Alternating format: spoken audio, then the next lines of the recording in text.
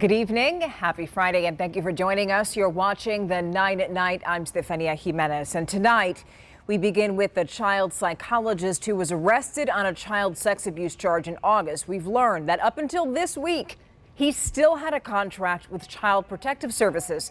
Police arrested Dr. Timothy Kimball for indecency with a child by contact on August 24th. But today, KSAT obtained a letter that shows the Texas Department of Family and Protective Services didn't terminate Kimball until this past Wednesday, just one day after we reported the arrest. DFPS officials said that they would end the contract with Kimball's practice because he failed to report his arrest to the state despite being required to do so. By the way, Kimball is now free on a $125,000 bond.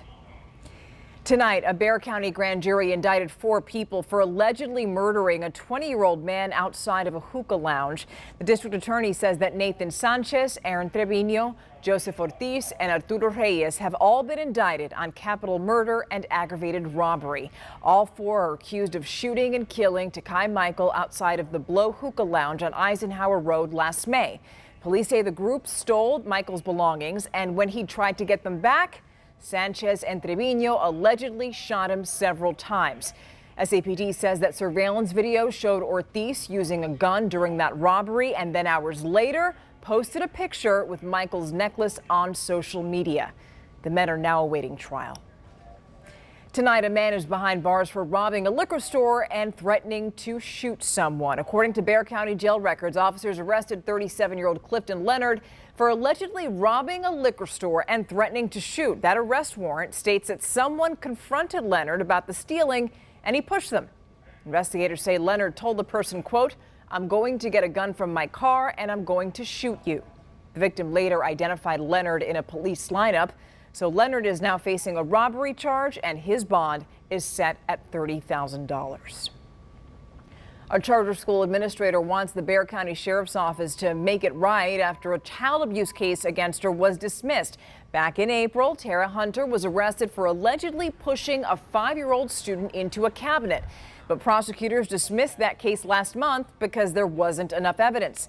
Now, Hunter's charter school network is ready to put her back on a new campus, but Hunter's saying that her name's been smeared, and she wants the sheriff, who held a press conference when she was arrested, to hold another news conference now and announce that the case was dismissed. The same platform that you smeared my name, the same platform that you ran it in multiple languages, I want that same, I want you to apologize for what you have done to me. Now, we asked for comment, and BCSO sent us the following statement, quote, "At the root of this case is a little boy who sustained real injuries, and protecting him is our top priority. We made the decision to arrest based upon probable cause presented to a judge. The case is still ongoing in our office, and we will continue to investigate. We will defer to the district attorney's office as to why they took the actions they did," end quote. Lots of questions tonight after a man was attacked and then slashed in the face. Happened around 11 o'clock last night on I-35 near Copeland Drive. Police say that the 26-year-old victim wasn't able to give them a good description of what happened to him. Initially, he said that 2 men attacked him while he was on the way to his store. And then he said that he was attacked in a hotel room. Now, right now, he's in the hospital, and we don't know how he's doing. San Antonio police say that timing was everything when it came to saving a teen that was involved in an overnight rollover crash.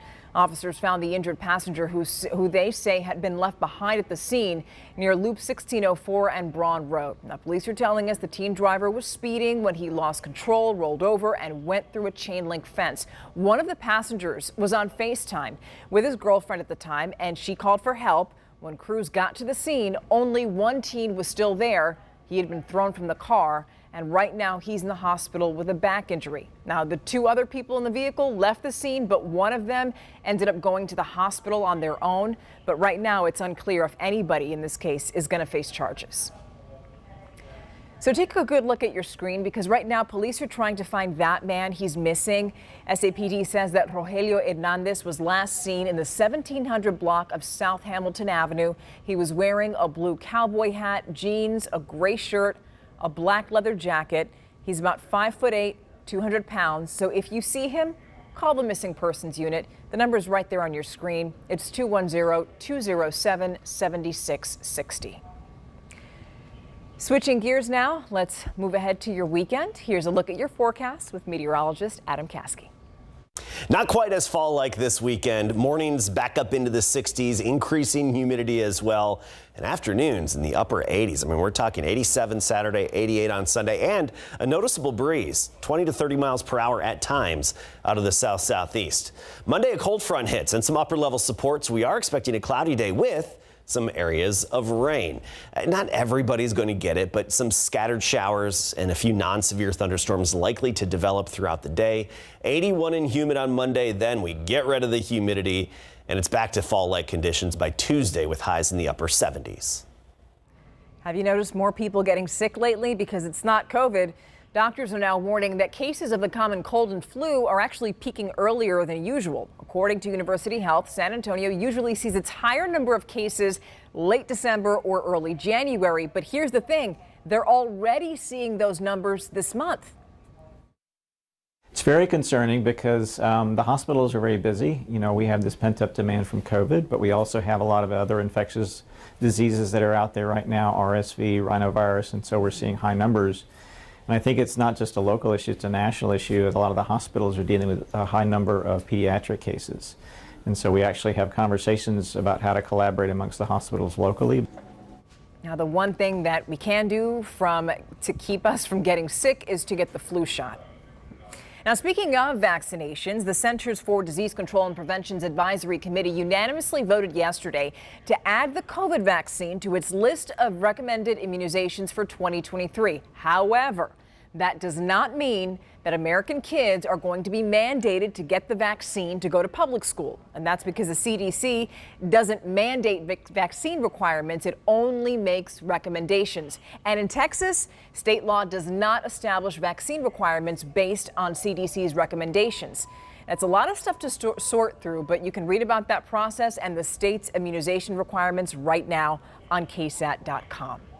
Now, staying in Texas, our state is suing Google over technology that it says stores people biometric information without their consent. Attorney General Ken Paxton filed the lawsuit in Midland County District Court.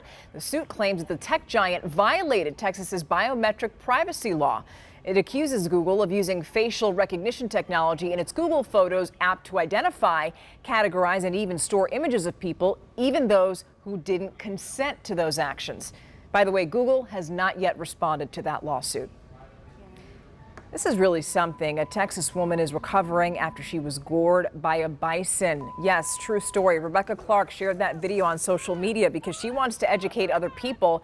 She says she was on a hike earlier this month in Caprock Canyon State Park and Trail when she came upon several bison. She tried to slowly walk past them, but one of them just charged her. And as she ran, she says the bison gored her and then knocked her face first into a thorny mesquite bush. She texted her son and her friends, who then contacted authorities, who then rescued her. Wow.